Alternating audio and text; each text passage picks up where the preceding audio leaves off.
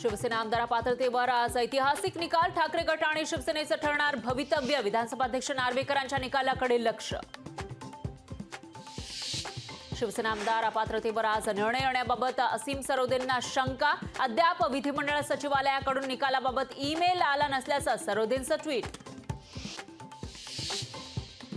नार्वेकर आणि मुख्यमंत्री भेटीवर विरोधकांचा आक्षेप. न्यायमूर्ती आणि आरोपींची मिलीभगत आहे का? नार्वेकर आणि एकनाथ शिंदे भेटीवर उद्धव ठाकरेंचा सवाल. मतदारसंघातील कामांसाठी मुख्यमंत्र्यांची भेट. निर्णय प्रक्रियेवर दबाव टाकण्यासाठी आरोप. विधानसभा अध्यक्ष राहुल नार्वेकरांचं स्पष्टीकरण. लोकशाही मराठी चॅनलवर 30 दिवसांची बंदी. केंद्रीय माहिती प्रसारण खात्याची दडपशाही. पुणे श्रमिक पत्रकार संघ लोकशाहीच्या पाठीशी. लोकशाही वृत्तवाहिनीवरील बंदीचा निषेध. केंद्रानं तातडीनं बंदी उठवण्याची मागणी. लोकशाही चॅनलवरील बंदीच्या विरोधात राजकीय पक्षही पुढे सरसावले. काँग्रेस ठाकरे गटाकडून लोकशाही मराठीवरील बंदीचा निषेध. लोकशाही वृत्तवाहिनीवरील बंदीचा मुंबई मराठी पत्रकार संघाकडून तीव्र निषेध. माध्यम स्वातंत्र्याची गळचेपी करण्याचा प्रयत्न. मुंबई मराठी पत्रकार संघ लोकशाहीच्या पाठीशी. लोकशाही चॅनलवरील बंदीच्या विरोधात सामान्य नागरिक सुद्धा पुढे सरसावले. नागरिकांकडून लोकशाही मराठीवरील बंदीचा निषेध. 17 जानेवारीला रवींद्र वायकरांची पुन्हा होणार ईडी चौकशी. जोगेश्वरी कथित भूखंड घोटाळा प्रकरणी ईडीची छापेमारी.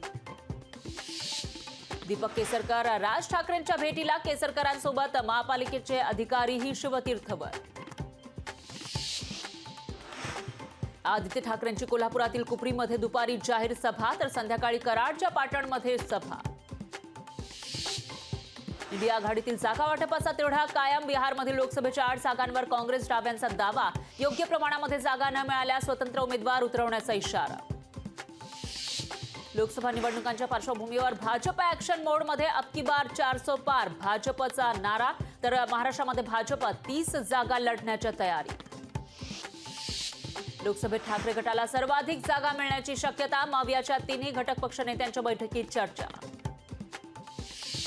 दक्षिण मुंबईच्या जागेवरून मिलिंद देवरा अस्वस्थ असल्याची चर्चा. देवरा शिवसेनेमध्ये प्रवेश करण्याच्या हालचाली सुरू. लोकशाही मराठीला सूत्रांची माहिती.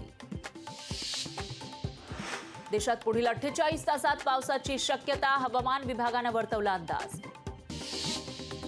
मुख्यमंत्री शिंदे यवतमाळ जिल्हा दौऱ्यावर. मुख्यमंत्र्यांच्या हस्ते साखर कारखान्याचं उद्घाटन. 3 वर्षात येणार तब्बल 400 वंदे भारत ट्रेन. रेल्वे प्रवाशांना आरामदायी आणि वेगवान सुविधा देण्यासाठी केंद्राचा निर्णय. मुंबई आणि जुहू विमानतळ 3 दिवस 1 तास राहणार बंद. हवाई प्रदर्शनाच्या पार्श्वभूमीवर विमानतळ बंद राहणार. नीट पीजीची परीक्षा आता 7 जुलैला होणार. परीक्षेची कट ऑफ 15 ऑगस्टला जाहीर होणार. 2021 मधील रेल्वे भरतीच्या पेपर फुटी प्रकरणी सीबीआयची कारवाई. 15 जणांवर गुन्हा दाखल. अकोल्यात हवामान विभागाचा येलो अलर्ट. काही भागामध्ये तुरळक पाऊस. जिल्ह्यात पावसामुळे थंडीत वाढ. राज्य मागासवर्ग आयोगाची मुंबईत आज बैठक. बैठकीमध्ये घेतला जाणार मराठा सर्वेक्षणाच्या कामकाजाचा आढावा. नरिमन पॉइंट परिसरात आयोगाची बैठक. आणि हिवाळ्यात अवकाळी पाऊस. पावसामुळे रत्नागिरी सिंधुदुर्गमधील बागांना फटका. शेतकऱ्यांचं मोठं नुकसान. राज्यात कोरोनाचे 114 नवे रुग्ण. सक्रिय रुग्णांची संख्या 811 वर पोहोचली. नागरिकांनी काळजी घेण्याचं प्रशासनाचं आवाहन. लोकशाही मराठी ऐका, पहा, जागरूक रहा.